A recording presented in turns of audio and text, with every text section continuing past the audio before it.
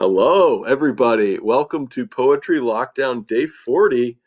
This is a special Poetry Lockdown, and it is especially dedicated to all the dogs and dog lovers out there. Um, I said this week for Poetry Lockdown, we're especially focusing on the natural world and animals. And so I'm really excited to present to you all a poem by an author who I love, Brian Doyle. Um, by the way, this is Dasha. This is our Christina and my dog, the Golden Doodle. We love her. But Brian Doyle sadly passed away in 2017 from brain cancer. He was a multi-talented writer. So, in addition to poetry, he wrote some fantastic novels, some great essays, and tons of great poetry.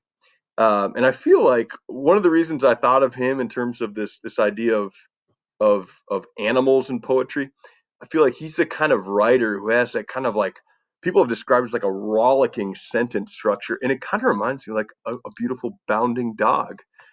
So let's check out this poem by Brian Doyle. It's called uh, Canis Gaudius. It's been a long time since I've taken Latin. I know Canis is dog and Gaudius sounds like Gaudium joy. So there's something about like uh, joyful dog or joyous dog. If you're a Latin scholar out there in Facebook land and you're on my friend list, please let me know. Let's give it a shot though.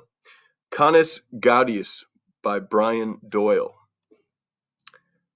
Now here's the weird story of the week. Trust me, nothing you read in the paper will trump this one. Our dog went on strike on Wednesday, followed promptly by every other dog in our neighborhood. It turns out they plotted it ahead of time. No walks, no chasing balls, no humping the legs of strangers, no sniffing buds, no eating dead birds in the street, no sneering at dog food and waiting for something better to fall from the sky during chicken trimming procedures by the careless man making the dinners, no napping on the couch, which is strictly off limits. Not in our house. There's Dashi.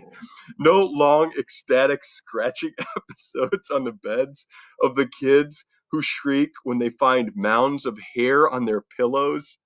No quick peeing on the deck post. No gazing intently for an hour at the terrified crows and sending telepathic messages about eating them slowly, feather by feather, with a light squirrel sauce. No leaping up madly and crashing into chairs in hot pursuit of flies and moths, and one time those wasps. No sprinting for the door when someone says, walk? None of that. It was really odd and sad. It turned out they thought we were taking their grace for granted. It turned out they were right.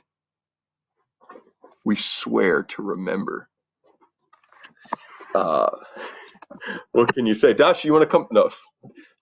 Dash is being very difficult right now. We're trying to get her back into frame.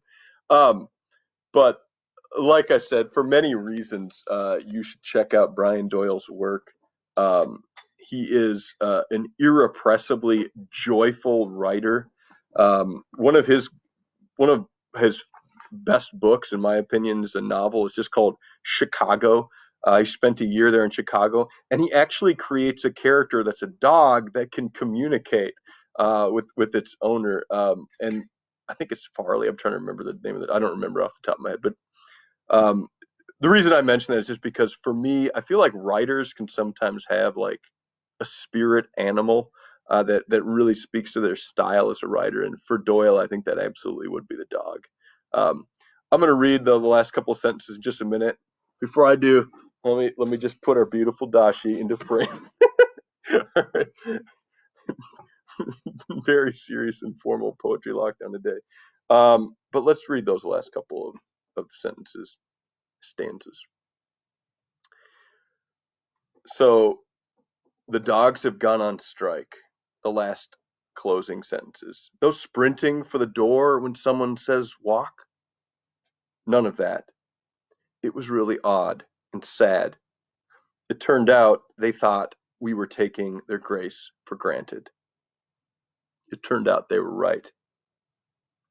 We swear to remember. We swear, Dashi. All you dog lovers out there, hope you have a great Saturday, rest of your weekend. Adios.